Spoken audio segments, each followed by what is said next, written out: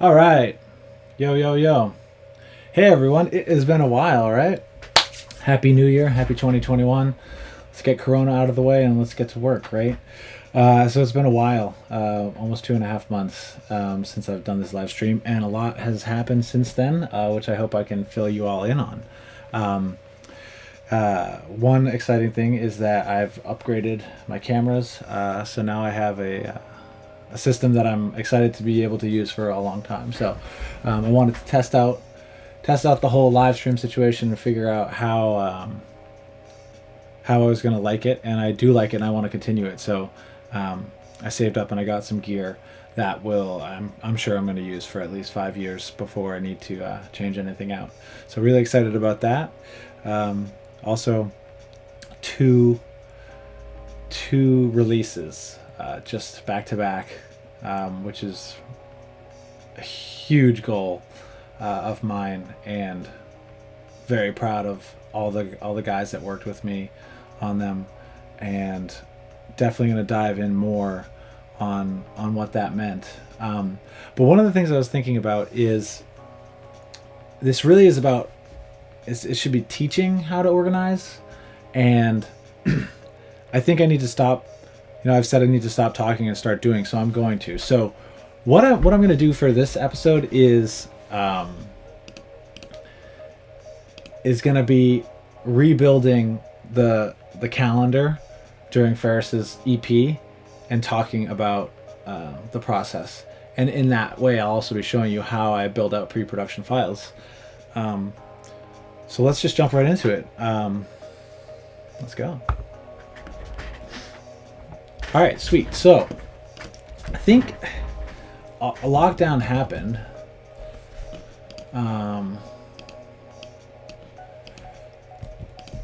And what was that, March? So it was in between March and May that Ferris started talking to me about doing a thing, right? And so I think, let's look.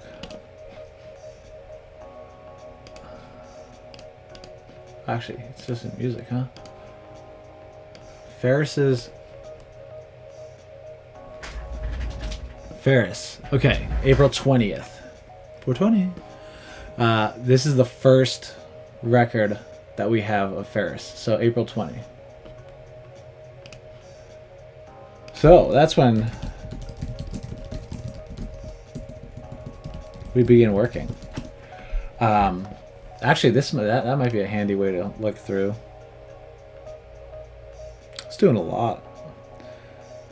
Wow. So yeah. So what I do is I label the first folder of a project gets the core label, and yeah, like some of this stuff we can definitely fit it in there, because then all the subsequent ones can fit inside that. That way you know when the project absolutely started. This is not that organized. But so yeah, look at April, June, July, September, October, November, right? So you could see how it got more and more intense in terms of our recording. So okay, we haven't even thought of the names yet, but this is just some of the sessions. And then we got some demos, right? Look at the titles. The titles are completely different. Wish you well, working title, No Kind of Love, Half Here. So this is all June 15th. So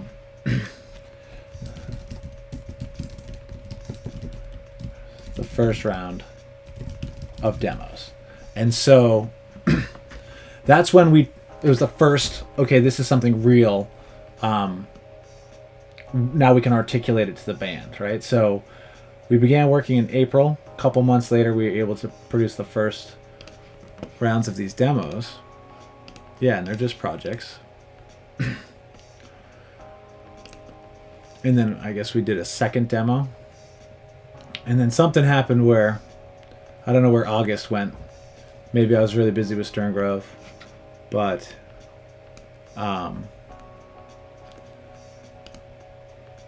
so then we started recording the rehearsals, yada yada. Okay, so, and then we did a second demo in October. So,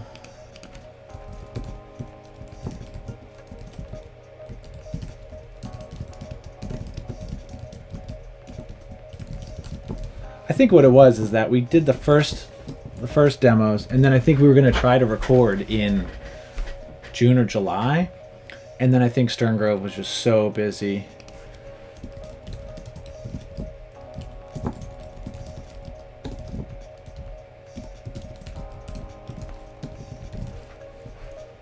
That we probably we definitely did not feel comfortable. Oh gosh.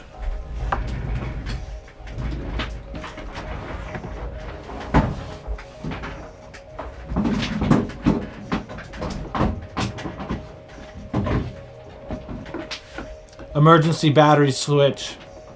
Emergency battery switch.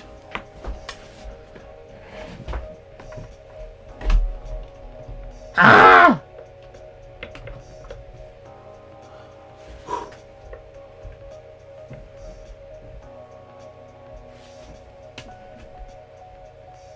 I'm giving you power.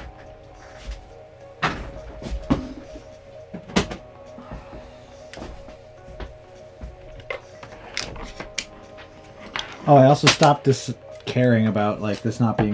No, not that I really cared too much in the beginning, but I totally stopped caring about this being perfect.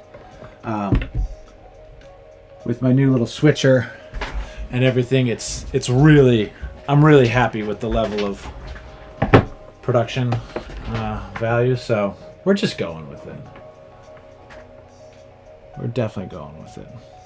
Exciting announcement: 2 live streams from now. We'll get into that later.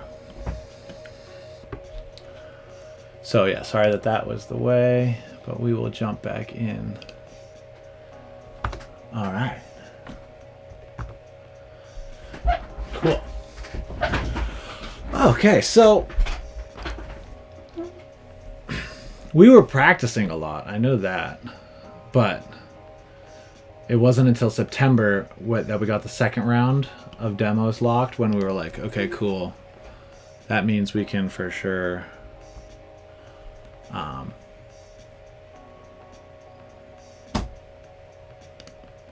we can, yeah, look, so these are finished and we're ready to get ready with the boys. And so I think what it was is that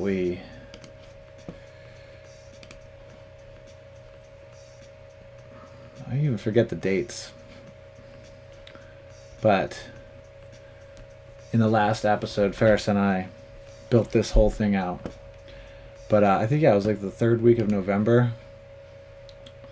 We definitely quarantined ahead of time, and then we kept it real tight down in Los Angeles. We basically just were at 2 houses and then the studio, and didn't see anyone else.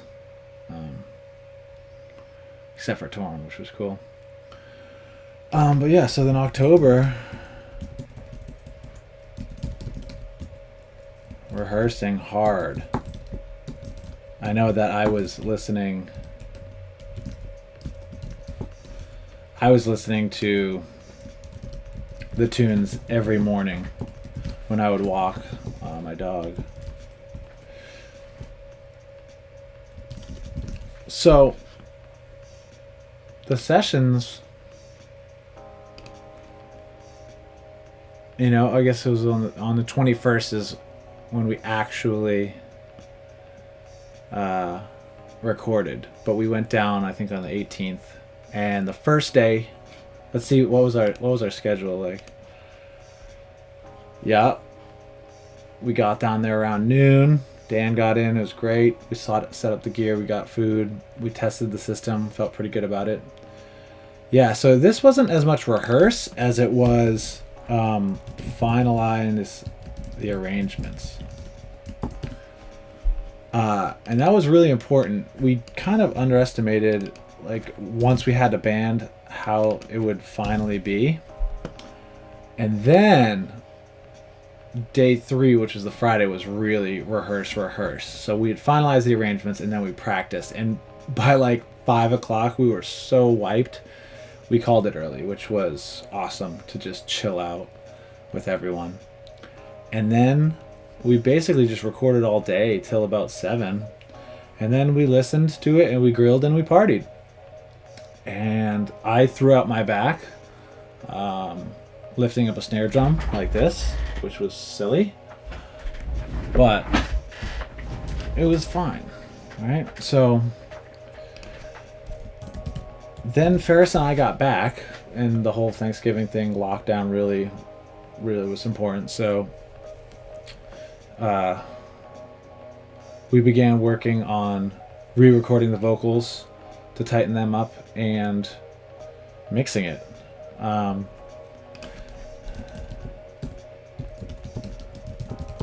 Maybe I'm gonna have Ferris on and we're gonna talk about all the lessons learned, because oh man, it was so awesome to just absolutely learn so much. We'll definitely do a recap. Okay, but then the cool part was we finished it, and my original goal of this whole thing was to test out my whole mixing board, my mixing, but I wanted to get it to a point where it's up on streaming services, and then everyone in the band had an opportunity to claim their artist profiles. So it's just like, it's so awesome to be able to see that Ferris, not that he wasn't a real musician before, but this is an anchor for the rest of his career.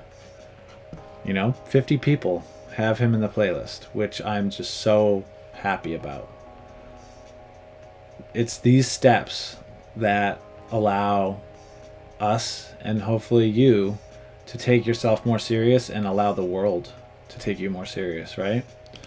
So, a huge thing for me was get up on Spotify and up on Apple, and show the world who I am and give them information. I love reading about the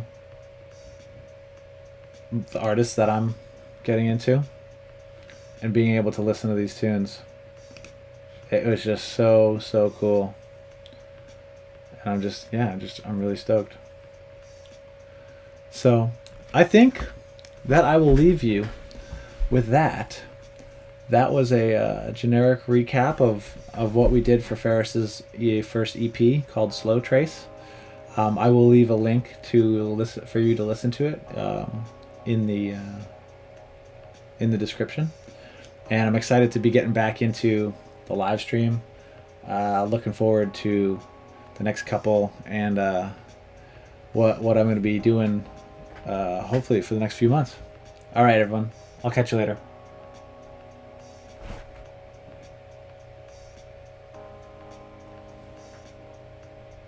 I have to push stop.